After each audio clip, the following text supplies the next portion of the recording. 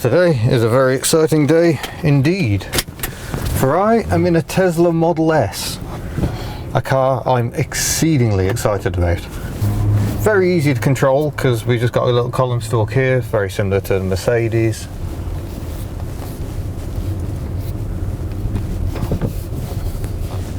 And it's just ghostly quiet.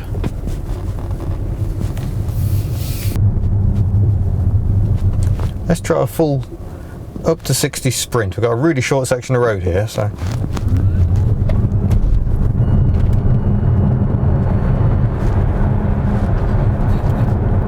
Yeah, you're going to do quite well at the drag races.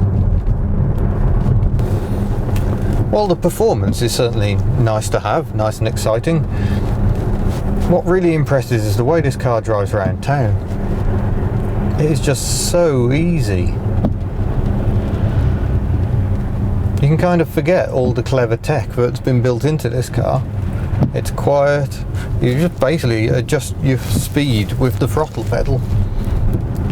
There's very little need around town to touch the brake pedal. I do wonder when it's in regen whether it actually illuminates the brake lights. Perhaps you don't want to follow a Model S too closely just in case they don't come on. This is a car I want to like for many reasons, but I kind of thinking that all I'm really doing is waiting for another chance to give it a bootful. Perhaps that novelty does wear off and you can just waft around in them.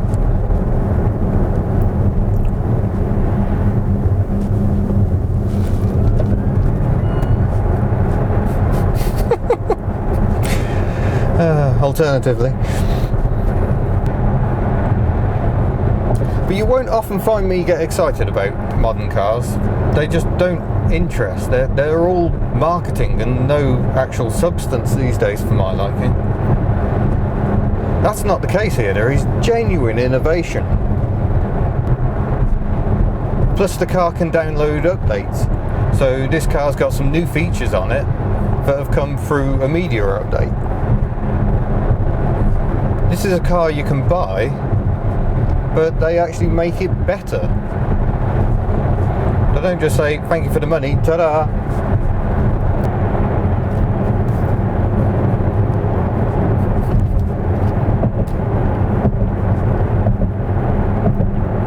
I've exchanged my first wave with another Tesla driver. So the other electric car I have experience with, the Nissan Leaf, the frustrating thing is, you know it would be superb for cruising down motorways. It's quiet, refined, it's got everything you need of a car to do distance, apart from the range. But because the range of this car is so high, it's a lot more realistic as an electric car. 200 miles is enough to get from where I live in rural Aberystwyth, right on the west coast, to Peterborough. London to Birmingham, therefore, 120 miles, piece of cake.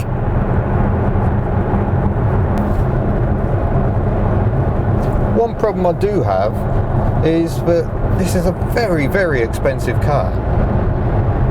£68,000 is what you need to buy this performance model.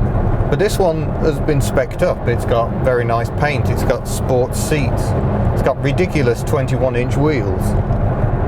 And that takes the price up to £100,000. And so, some of the features that have been paid for on this car are frankly ludicrous for something paraded as a luxury car. You have to pay extra for front fog lights.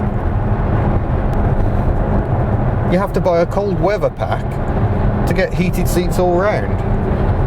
This is the sort of thing other cars are chucking in for free.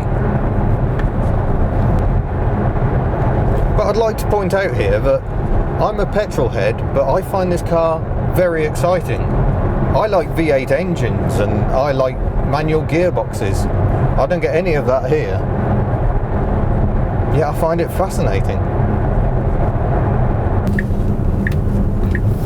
Kind of rewrites the rule book of cars,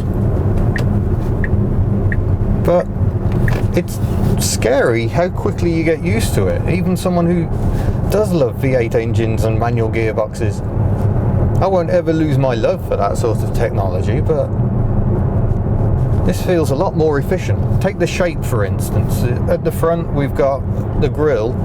There's something that looks a bit like a grille, but it's only there for effect, really. But I like the fact they've got something representing a grille there, even if it's just basically a piece of glass. It just hints at what a grille would look like, because that's a nod to the huge inefficiency of the combustion engine.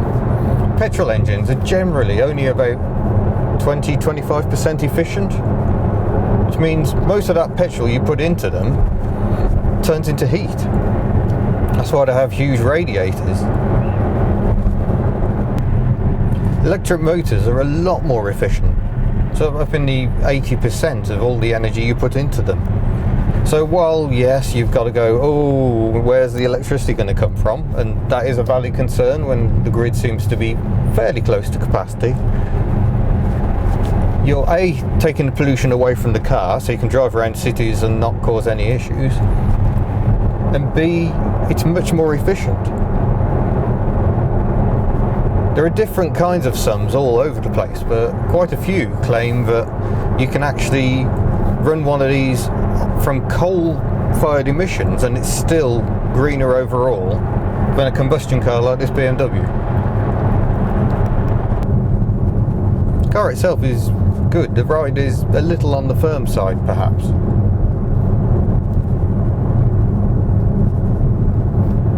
But maybe I will have a play with the settings. I think I can adjust the steering, which is a little too light at the moment. Let's put the steering in sport mode. Oh yeah, that's weighted up a treat.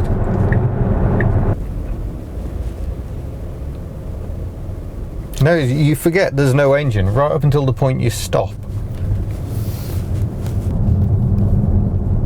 Speed humps.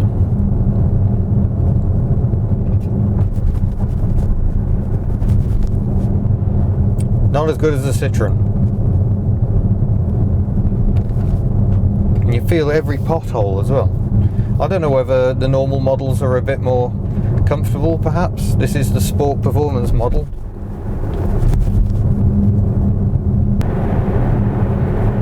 I don't think you can really get away with having seats this hard if your suspension's also going to be fairly firm.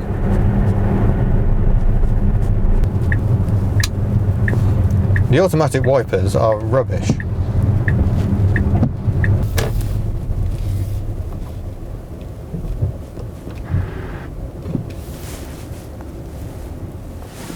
So there you have it, the Tesla Model S. What a fantastic experience. It's not just the fact that, oh, it's really, really quick. I mean, that is exciting. But it's the technology itself. It's the fact that this is a new build. This is a challenge to the old school. It really is a fascinating vehicle. So, yeah, if you get the chance to try one, definitely do.